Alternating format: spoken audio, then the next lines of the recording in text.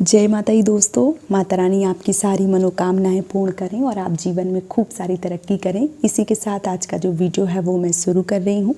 दोस्तों, इस वीडियो में आप सबको हरितालिका तीज व्रत की जो पूजा विधि है, बिल्कुल सरल पूजा विधि जो है वो मैं इस वीडियो में आपको दिखाऊंगी।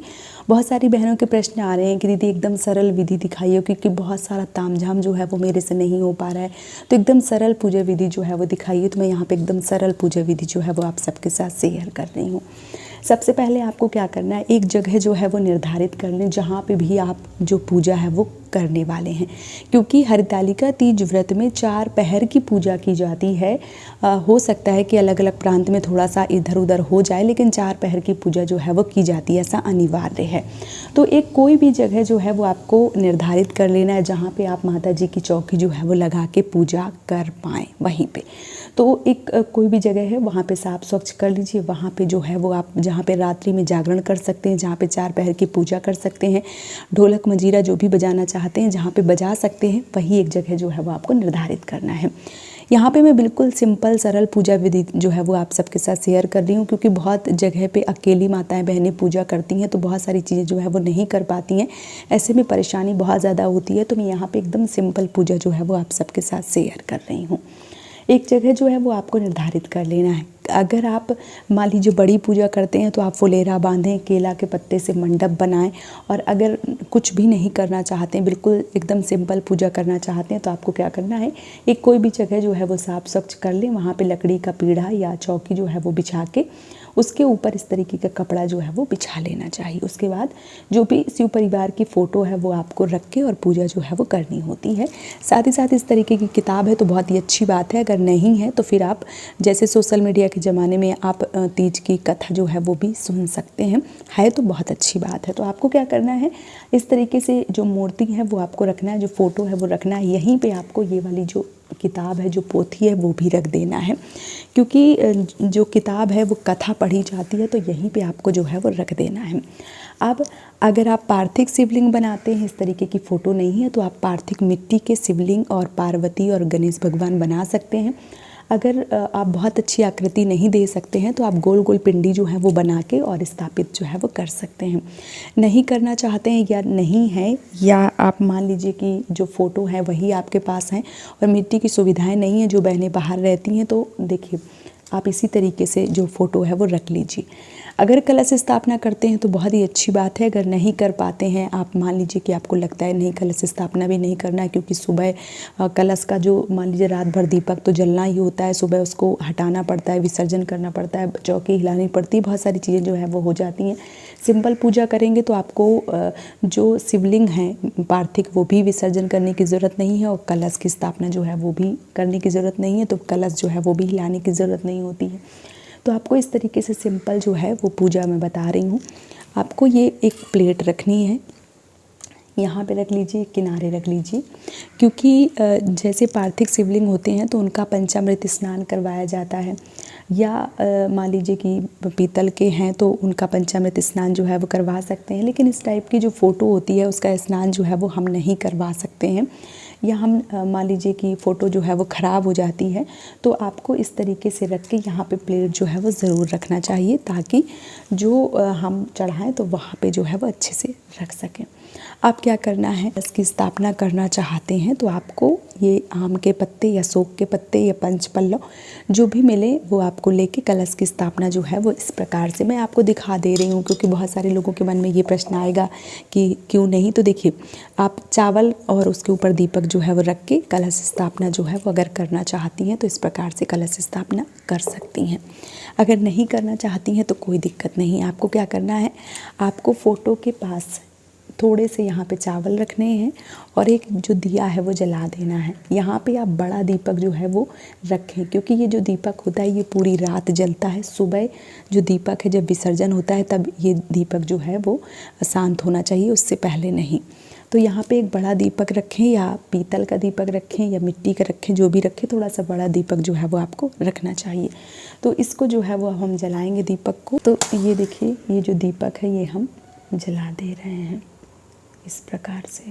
ये जो दीपक है ये अभी जल गया है। अब आपको क्या करना है, दीपक जब जल जाता है तो जो पूजा है वो हमारी शुरू हो जाती है।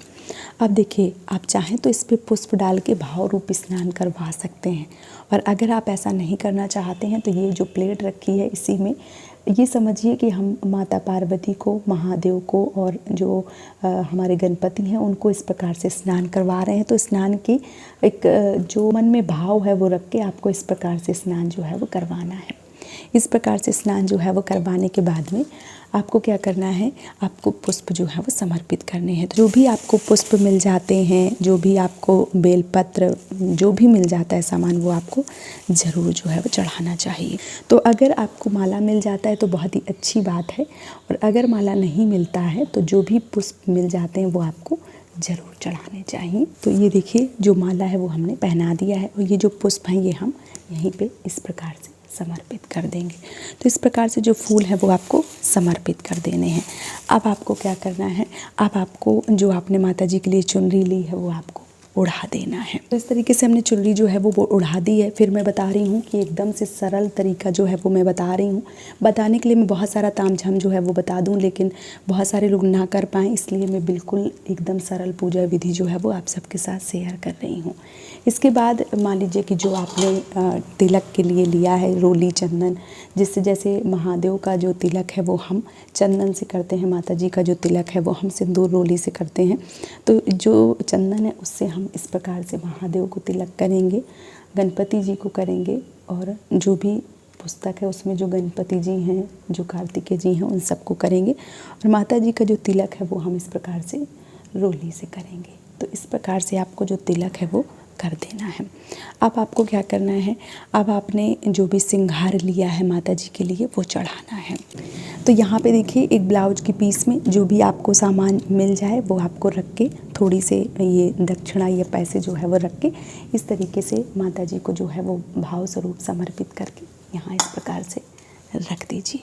तो ये जो श्रृंगार है वो आपको ज़रूर चढ़ाना है। बाद में प्रसाद स्वरूप जी ये श्रृंगार जो है वो आप प्रयोग में ला सकती हैं। बहुत सारे लोगों को लगता है कि कितनी जो है वो सामान हमें चढ़ाना चाहिए, तो माता पार्वती को चढ़ा के ये जो श्रृंगार है वो आप ले सकती हैं। वायना अगर आप निकालना चाहती हैं, जो अपने से बड़ों को देना चाहती हैं तो वो भी निकाल सकती हैं, या आप ब्राह्मणी को जो है वो एक ब्लाउज पीस, एक सिंदूर की डिब्बी और एक जो बिंदी है और चूड़ी है वो दे सकते हैं। अगर आपका सामर्थ्य है तो, नहीं है तो आप ये सामान जो है वो माता जी को चढ़ाइए और ये अपने प्रयोग में ला सकते हैं। इसके बाद जो जनेऊ है, जो कलावा वस्त्र रूपी है, वो आप महादेव को और गणपति जी को जो है वो चढ़ा सकते हैं भाव स्वरूप इस प्रकार से।